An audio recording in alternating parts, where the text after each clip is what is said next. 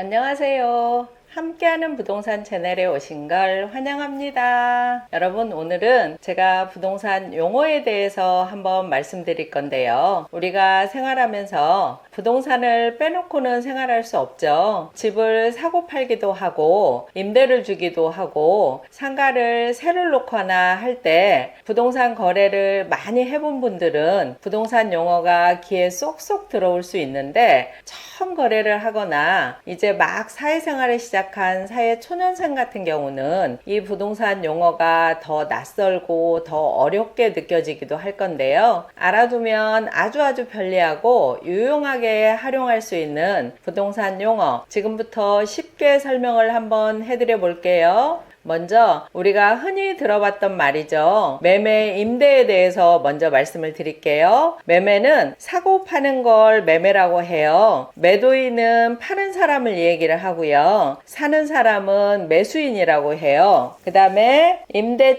임대차는 빌려주고 빌려 쓰는 걸 임대차라고 하고, 임대인은 빌려주는 사람을 말하고 집주인이라고 하죠. 보통 임차인은 빌려 쓰는 사람을 임차인이라고 하는데, 보통은 세입자라고 많이 표현을 하죠. 그 다음에 전세는 보증금을 주인한테 맡기고 만기 때까지 잘 살다가 만기가 되면 집주인한테 다시 그 보증금을 돌려받는 것을 전세라고 해요. 그 다음에 월세는 매월 일정액을 내고 사는 거를 월세라고 하는데, 이 월세는 없어지는 돈이죠. 이걸 월세라고 하고요. 그 다음에 전대차 같은 경우는 임차인이 내가 집을 사는데 방이 하나 남았다 그러면 이 방을 다른 사람한테 또 전전세 줄 수도 있잖아요. 이럴 때 이거를 전대차라고 한다. 근데 이렇게 빌려주는 임차인을 전대인이라고 하고 빌려 쓰는 사람을 전차인이라고 한다. 그 다음에 대출 관련 용어에 대해서 한번 설명드릴게요. 대출에는 신용대출이 있고 담보대출이 있는데요. 신용대출은 말 그대로 내 신용에 의해서 대출을 받는 것을 신용대출이라고 하고요. 담보대출 같은 경우는 보통 주택담보대출 많이 받죠. 그 주택을 담보로 해서 대출을 받는 것을 주택담보대출이다 라고 표현을 하는데, 여기에는 근저당권이라는 것이 있죠. 근저당권이 그 집에 있다 라고 하면 그 집에 빚이 있구나 라고 생각을 하시면 될 것 같아요. 대출을 받으면 근저당권을 설정을 한다. 근데 여기에는 채권 최고액이 있는데, 이건 실제 빌린 금액은 아니고, 예를 들어서 1억을 빌렸다 라고 하면 이자랑 이런 거 해서 1억 2천 빌린 걸로 해줄게 라고 하는 것이 채권 최고액이에요. 그 다음에 LTV, DTI, DSR에 대해서 설명을 드릴 건데요. LTV는 주택 가격 대비 대출 비율을 말하는데요. 예를 들어서 그 주택의 가격이 1억 원이었다 라고 하면 LTV가 70%다 라고 하면 1억 원에 대한 70%, 7천만 원의 한도 내에서 대출을 해주겠다 라는 것이 LTV예요. 그 다음에 DTI하고 DSR은 총 부채 상환 비율을 말하는데요. 연소득을 따져서 대출 한도를 정하는 비율을 말하는데, DTI는 내 소득이 얼마인가에 따라서 연간 상환 능력을 보고 대출 한도를 정하겠다라는 거고요. DSR은 총 부채 원리금 상환 비율이라고 그래서 내 소득 대비 총 부채, 담보대출, 그 다음에 신용대출, 마이너스 대출, 할부금까지 다 합친 총 대출을 합쳐서 얼마인가에 대해서 대출 한도를 정하겠다라는 거여서 이 DTI보다는 더 세분화된 개념이죠.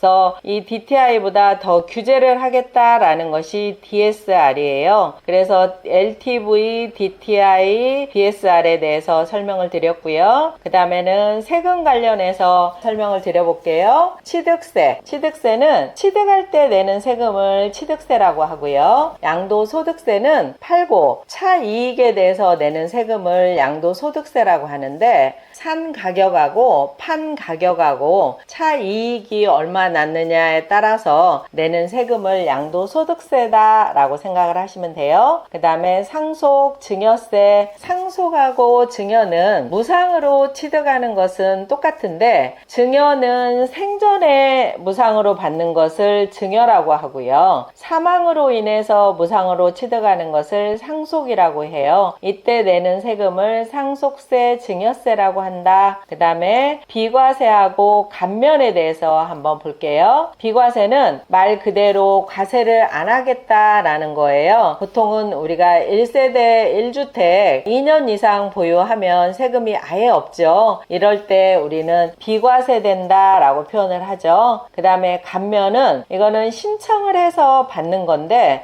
예를 들어서 25% 감면, 50% 감면, 100% 감면 이렇게 있는데 이거는 그냥 해주는 게 아니고 내가 해당이 되면 신청을 해야 감면을 혜택을 주는 것을 감면이라고 해요. 생애 최초 취득세 감면 규정 이런 거 있죠. 이럴 때 이제 감면이라고 해요. 비과세하고 감면의 차이점은 비과세는 그냥 해당이 되면 그냥 해주는 거고 감면은 내가 신청을 해야 감면 혜택을 주는 것을 감면이라고 해요. 그래서 이 두 개를 그렇게 구분을 지으면 될 것 같고요. 그 다음에 마지막으로 재개발하고 재건축에 대해서 알아볼 건데요. 똑같이 기존 건물을 밀고 새로운 건물을 짓는 것은 똑같은데 재건축 같은 경우는 보통 5층짜리 건물에 거기를 다 허물고 그 자리에다가 그대로 건축을 하는 것을 재건축이라고 하고요. 그 다음에 재개발은 낙후된 지역을 다 밀고 도로, 상수도, 주택 등을 새로 지어서 주거 환경과 도시 미관을 바꾸는 사업을 재개발이라고 해요. 그래서 재개발하고 재건축은 이렇게 구분을 하시면 될 것 같아요. 오늘은 알쏭달쏭한 부동산 용어에 대해서 알아봤는데요. 여러분 유익하셨나요? 오늘 도움이 되셨다면 좋아요와 구독하기